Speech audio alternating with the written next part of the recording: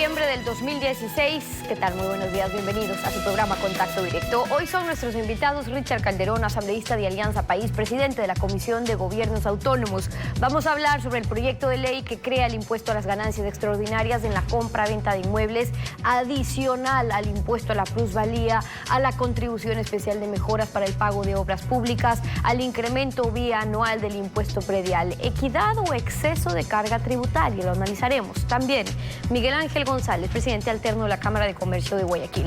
La posición de la Cámara sobre el impuesto a las utilidades extraordinarias en la compra-venta de bienes inmuebles y sus efectos en la industria de la construcción y la economía familiar.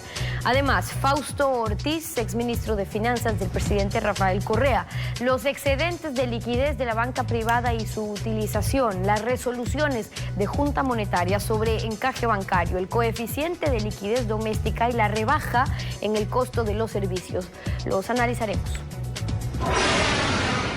Bueno, los países considerados paraísos fiscales por la República del Ecuador constan en una lista que es elaborada por el SRI, puesta en vigencia por resolución que se publica en el registro oficial. Alfredo, buenos días, ¿cómo te va? Muy bien, Estefi, buenos días a todos. Esto significa que la lista no requiere acuerdo ministerial ni decreto presidencial. La lista actualmente vigente comprende a 83 países, dominios, jurisdicciones, territorios o estados asociados que el SRI podrá, según el artículo 3, excluir mediante resolución motivada si suscriben con el Ecuador un convenio para evitar la doble imposición, que contenga cláusula de intercambio de información, acuerdo específico sobre intercambio de información o que no puedan alegar secreto bancario o de otro tipo ante el pedido de información del SRI, o que hagan en su legislación modificaciones en el impuesto a la renta para adecuarlo a los parámetros internacionales.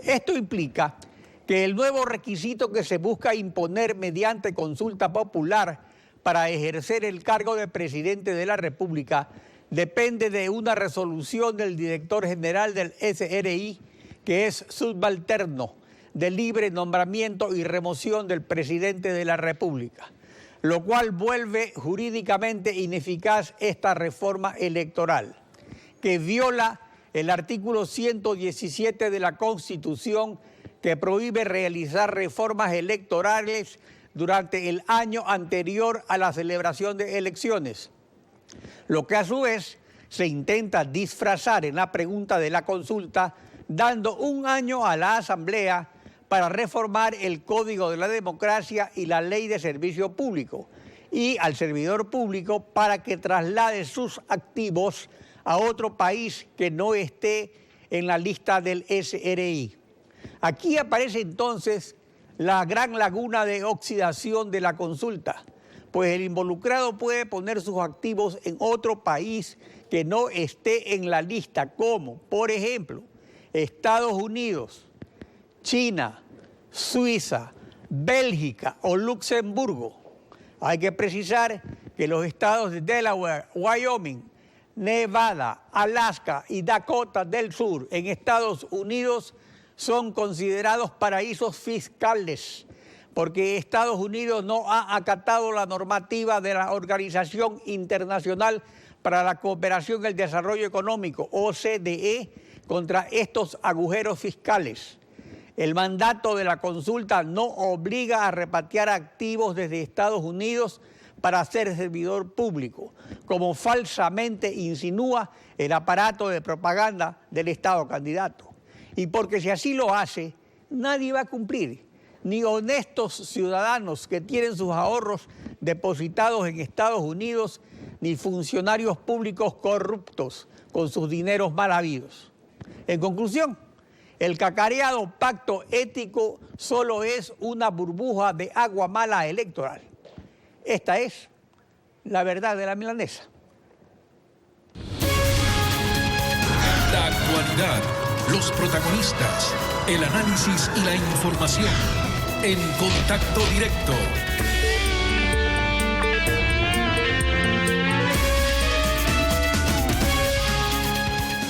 El Código Orgánico de Organización Territorial, Autonomía y Descentralización, COOTAT, en su artículo 569 establece la contribución especial de mejoras por el beneficio a las propiedades inmuebles urbanas por la construcción de cualquier obra pública de los gobiernos autónomos del gobierno nacional.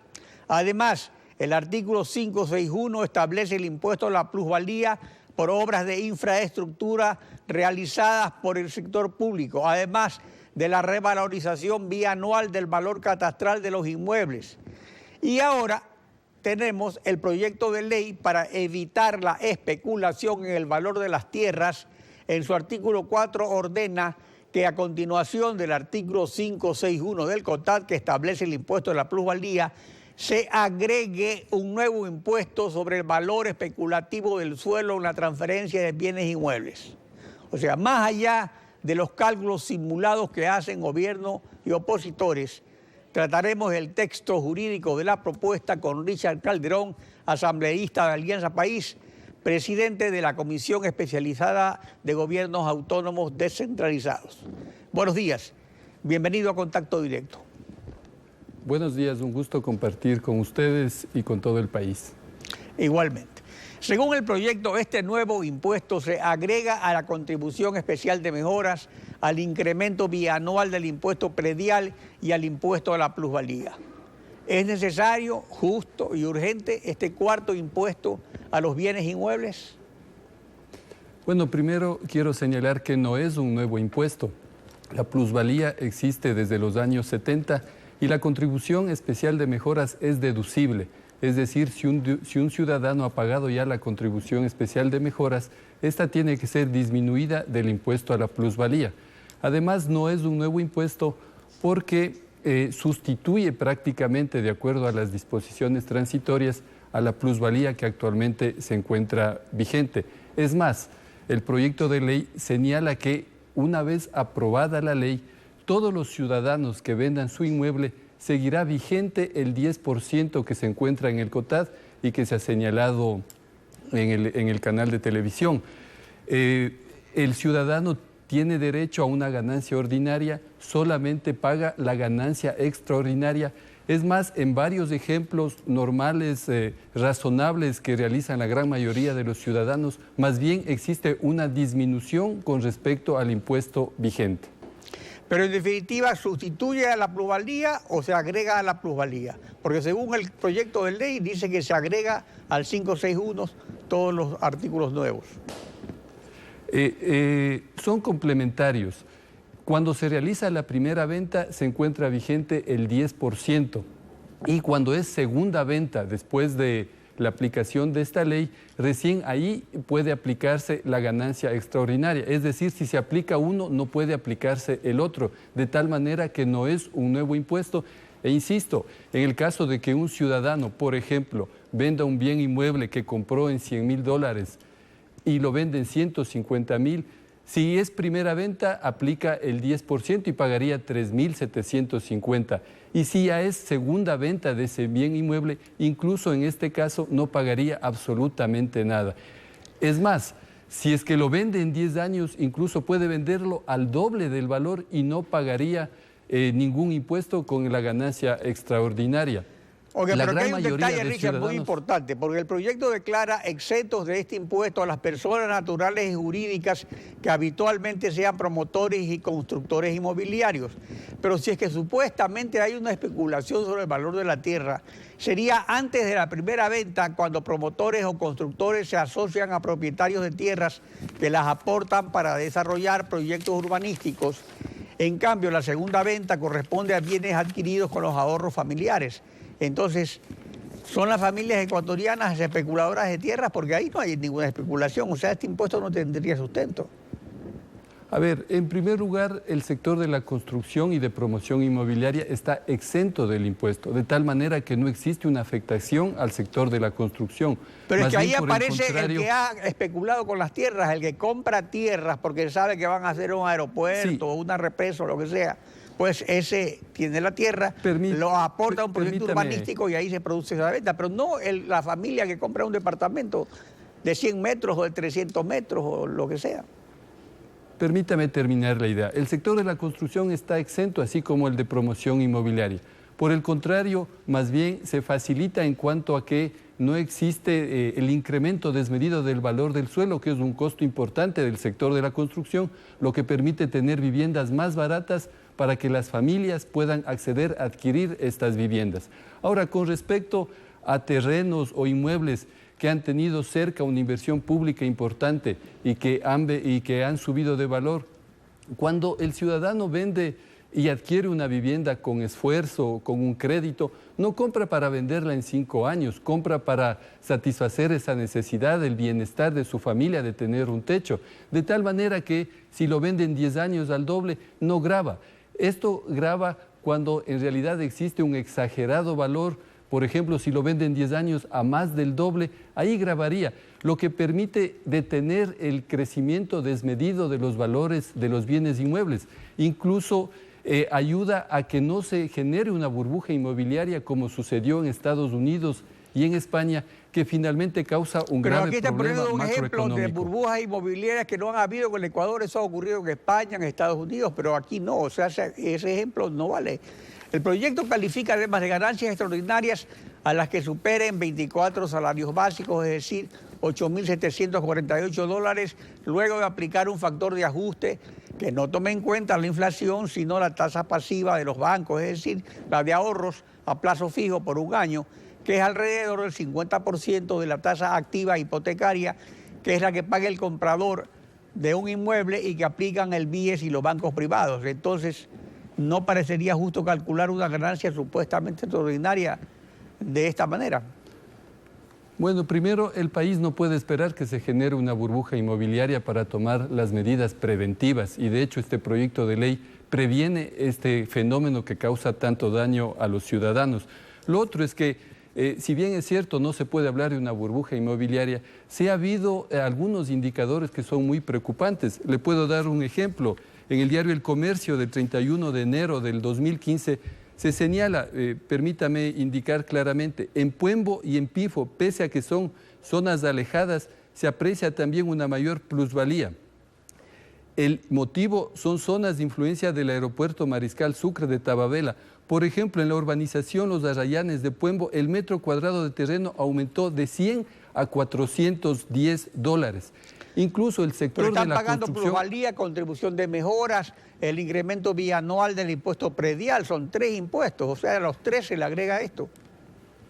Precisamente el concepto es que si, en ejemplo, en el aeropuerto o en la Ruta Viva, toda la ciudadanía con sus impuestos logró que se financie esta obra, esta plusvalía, que es captada en todos los países del mundo, debe distribuirse para toda la comunidad, para que los municipios, como determina el proyecto de ley, puedan ejecutar agua potable, alcantarillado y puedan resolver la problemática de servicios básicos de toda la ciudad.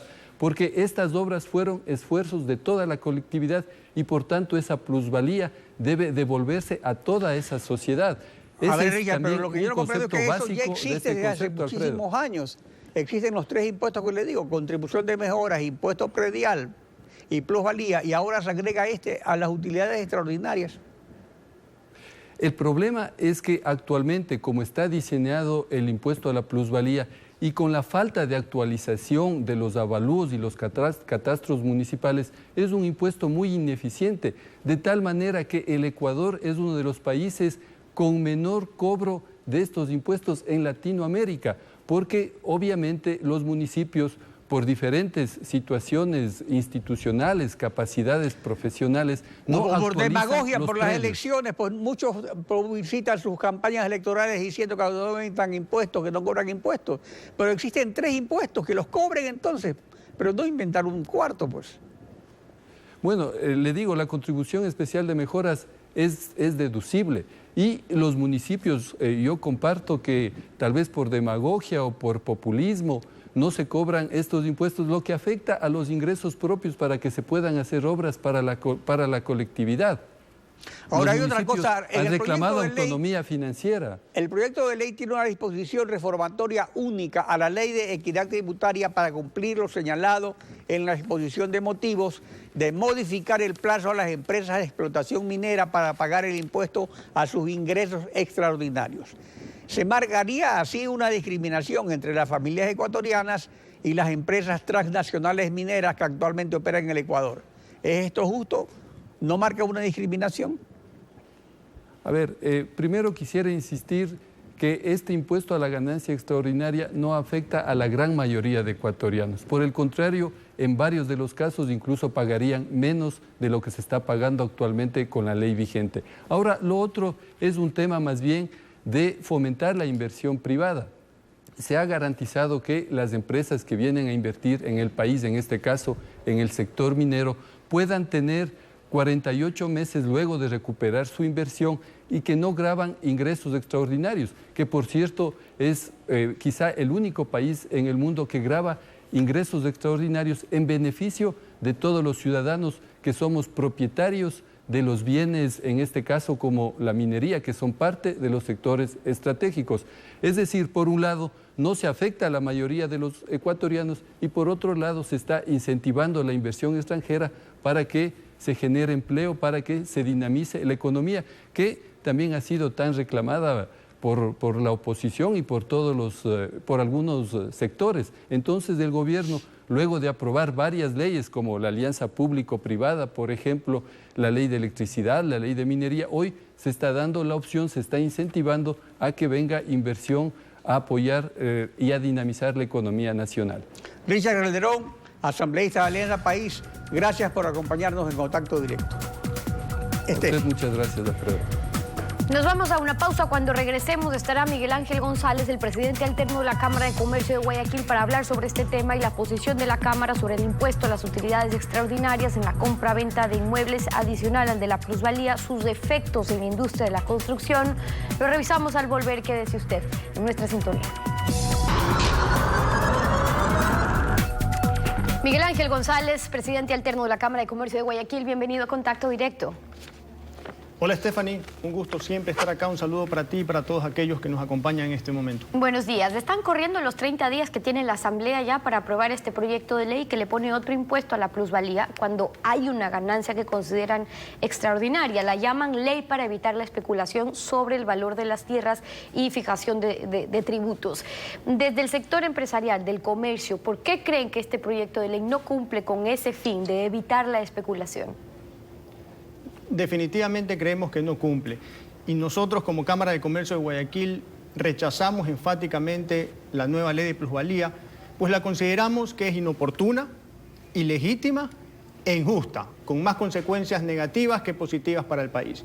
Digo que es inoportuna porque en épocas de crisis económica nunca es apropiado generar un nuevo impuesto, de ningún tipo.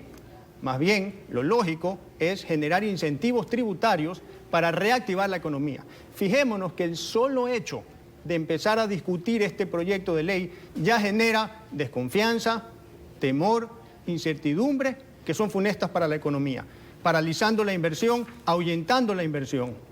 Digo también que es una ley ilegítima porque definitivamente no es legítimo que los gobiernos quieran interferir y quieran determinar cuánto es el nivel legítimo de ganancia que alguien debe tener. Lo que pasa es que acabamos de escuchar la posición del oficialismo con el asambleísta Calderón. Decía, lo que se quiere es que esa ganancia sea distribuida porque en muchos casos ha sido un aporte del Estado. Ponía el ejemplo de la construcción del aeropuerto de Quito. Ese es un ejemplo, pero ¿qué pasa con aquellas inversiones? O más bien, cuando un bien inmueble se aprecia, se revaloriza por una inversión privada, no necesariamente del Estado, pero la fórmula, el impuesto se aplica en todos los casos.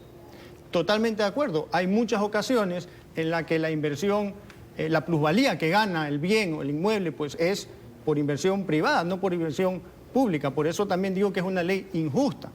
Pero decía también que es ilegítima porque los gobiernos no deberían pues definir cuánto es el nivel de ganancia. Es antitécnico interferir en la natural dinámica de la oferta, la demanda y la fijación de precios. Si lo aceptamos en este caso, estamos aceptando que en cualquier momento el gobierno pueda luego interferir en cualquier otro sector. Esas son prácticas marxistas que le hacen mucho daño a una economía. El argumento del gobierno es que no todos se van a ver afectados con este impuesto, solamente los que especulen. El sector inmobiliario ya se ha visto seriamente afectado en el contexto económico, obras paradas, miles de empleos perdidos en el sector de la construcción. ¿Ustedes consideran que es un impuesto que le afecta solo al que especula o a todo el sector? No, le afecta a todo el sector. Y eso es muy importante tenerlo bien claro, porque yo no quiero entrar en casuística, porque definitivamente este proyecto de ley hay algunos casos en donde las personas se ven beneficiadas, pero también hay muchos otros casos en donde las personas no se ven beneficiadas. Por eso digo que es una ley injusta, porque no es justo que por unos cuantos que tienen información privilegiada terminemos perjudicando a muchos otros que no tienen esa información privilegiada y que lo único que hacen es comprar un inmueble con la esperanza de que en un futuro puedan tener un retorno de esa inversión. Entonces tenemos que ponernos en el lugar del ciudadano común, que cuando compra un inmueble lo hace para proteger también su patrimonio. Recordemos que el dinero pierde valor en el tiempo y muchas veces lo que hacemos es proteger nuestro patrimonio. Ahora, aquí decíamos un impuesto más porque el de la plusvalía ya está vigente, lo mantienen. Hay también un impuesto o tasa por contribución de mejoras cuando el municipio, por ejemplo, contribuye con una obra que valoriza bienes, inmuebles, aledaños. Hay una tasa por esa contribución. También está el impuesto predial, sube en ciertos casos. Allí hay 3 impuestos ya. Este es otro a lo que consideran es una ganancia extraordinaria, porque el 75% se lo fija no sobre la ganancia total, sino la ganancia que consideran ya es extraordinaria después de una tabla de ajuste y después de la ganancia ordinaria. Sí, ellos definen como ganancia ordinaria, extraordinaria, no sabemos con qué criterio, pero al final de cuentas eso no es correcto y termina perjudicando a una gran cantidad de personas en diferentes casos. Por eso es que también hay que tomar en cuenta, algo que a veces nos olvidamos, es que esta ley tiene que ser más equitativa, porque todo ciudadano común, cualquiera que sea, espera que con las obras públicas su patrimonio mejore de valor, porque esas obras públicas están hechas con dinero de la gente, con impuestos. Entonces aquí hay algo que no hace mucho sentido, porque pagamos impuestos para que se haga obra pública y luego se hace la obra pública y nos quieren cobrar más impuestos por la obra pública que se hizo. Claro. Ahí hay un sinsentido y es cierto que en ciertos casos específicos pues hay ciertas obras que benefician a un grupo específico de personas. En esos casos está bien que se pague un poco más, pero para eso existe la contribución de mejoras. Ahora, esto es un impuesto de un 75% a una ganancia extraordinaria. El tema es, para llegar a esa ganancia extraordinaria, hay una ganancia que consideran ordinaria, y ahí está lo de fondo. ¿Qué pasa cuando el Estado, cuando el gobierno central fija a través de una fórmula con los componentes que considere cuál debería ser una ganancia ordinaria? Es decir, ¿qué es lo que está bien ganar y qué es lo que está mal ganar? Porque a la larga eso es lo que está haciendo este proyecto de ley, decir, esta ganancia está bien y esta otra ya es extraordinaria y legítima. Ahora acabamos de escuchar una cadena en la que dicen ya eso es hasta un acto de corrupción, pague entonces del 75% de eso. Sí, creemos que es ilegítimo y distorsiona la dinámica de los mercados. Eso no es algo que se debe hacer, es una práctica marxista que hace mucho daño. Por eso también vale la pena que diferenciemos bien entre lo que son especuladores que tienen información privilegiada y aquel ciudadano común que quiere invertir en bienes raíces, que fruto de su trabajo, que fruto de su esfuerzo ha generado un ahorro y quiere invertir en bienes inmuebles. No está especulando, está invirtiendo. Y para la inversión hay que tener visión y hay que correr riesgo. Y a veces se gana, a veces se pierde, a veces se gana mucho, a veces se pierde mucho. Entonces, cuando estas personas invierten en bienes inmuebles, están haciéndole un beneficio también, no solamente para ellos, sino que le están haciendo un beneficio a quien compra, porque cuando alguien compra o alguien vende un inmueble, no lo hace porque le ponen una pistola en la cabeza, claro, a ver, lo hace porque tiene un beneficio. Y lo también hace porque espera ganar, pero por eso es que es tan importante cómo se calcula la ganancia ordinaria, que para el gobierno está bien ganar. Según la ley, es el producto de multiplicar el valor de adquisición del bien, cuánto me costó, por un factor de ajuste de ganancia ordinaria, y a eso se le resta el valor de adquisición. Ahora, ¿cómo se calcula ese factor de ajuste? Se lo hace en función del promedio de la tasa de interés pagada pasiva referencial. Cuando la gente se endeuda para comprar su casa, paga una tasa activa, 10, 12% en nuestros casos, un crédito hipotecario. ¿Y qué pasa si le van a calcular lo que estuvo bien ganar, es decir, la ganancia ordinaria, en función de la tasa de ahorro, que es casi la mitad? Sí, correcto. En esa misma fórmula que utilizan también hay errores porque no consideran el interés que uno paga cuando compra una casa, por ejemplo. Por eso es que yo prefiero más bien no entrar en esta calculadora, porque hay casos que sí se benefician, pero hay casos que definitivamente no se benefician. Nosotros lo que defendemos son principios, y aquí estamos violando algunos principios fundamentales, y por otro lado también pues hay que atacar el problema concreto, no perjudicando a todos, sino a aquellos que realmente generan el problema, que son los especuladores. Por eso nosotros en el fondo creemos que esta ley debe ser archivada, y en vez de estar tratando estos temas con carácter urgente, pues más bien deberíamos aplicar o implementar medidas para reactivar de manera urgente la economía. Esa es la posición de Miguel Ángel González, el presidente alterno de la Cámara de Comercio de Guayaquil, hoy en Contacto Directo. Gracias por haber estado con nosotros. Encantado de estar acá. 7:33. Vamos a una pausa y al regresar estará Fausto Ortiz, exministro de Finanzas del presidente Rafael Correa. Vamos a hablar sobre los excedentes de liquidez de la banca privada y su utilización, las resoluciones de la Junta Monetaria sobre el encaje, el coeficiente de liquidez y rebaja en el costo de servicios. Las analizaremos. Quédese con nosotros. Respecto a lo que Junta Monetaria califica como excedentes de liquidez de las reservas depositadas en el Banco Central por bancos privados y entes públicos, el presidente Rafael Correa precisó su uso a comienzos de año y César Robalino, expresidente de la Asociación de Bancos Privados, formuló el viernes pasado un pedido. Veamos. ¿Qué constituyen las reservas, como se llaman ahora en el Banco Central? Los depósitos de la banca privada, de la banca pública y las instituciones públicas, que creen que hay que cubrir todos los depósitos. No, hay que cubrir los depósitos privados. Esos depósitos están más que cubiertos. Tiene que tener reservas, respaldo para los depósitos privados. Pero depósitos públicos hay que ponerlos a trabajar. ¿A dónde fueron entonces? Para el Ministerio de Finanzas y pagar por lo que teníamos en diciembre. Yeah. Y por eso nos saca el periodicazo de enero, disminuyó reserva. Pagamos miles de millones de dólares en diciembre. ¿Qué esperan? Pues que crezcan las reservas. El gobierno ha convertido al Banco Central en un banco comercial. Y el peligro es de que de esta subida del encaje y este congelamiento el día de mañana pueda usar plata de la reserva bancaria para comprar bonos del Estado, como ya lo ha hecho. Y ha dispuesto desde el punto de vista de liquidez la plata de los municipios y la plata de los consejos provinciales. El presidente de la República, en 2 o 3 oportunidades, ha dicho que él solamente tiene la obligación de proteger la plata de los bancos privados, que es de los depositantes. Y yo espero que cumpla esa promesa. Cuidado, señor presidente, con todo el respeto, consideración a su autoridad, se lo digo, como ciudadano ecuatoriano. Fausto Ortiz es ministro de Finanzas. Buenos días, bienvenido a Contacto Directo. Buenos días, Alfredo. Un saludo cordial a la audiencia. Entre encaje bancario y depósitos del sector público en el Banco Central, ¿cuánto está respaldado realmente por activos líquidos? A ver, el encaje bancario y depósitos del sector público son aproximadamente 10.000 millones de dólares y la Reserva Internacional a la fecha, antes de el ingreso de los 750 millones de dólares de la última colocación de la semana anterior, está menos de los 4.000 millones de dólares. Por lo tanto, hay menos del 40% de las reservas respaldando esos pasivos. ¿Y esa situación, cómo usted la calificaría desde el punto de vista económico?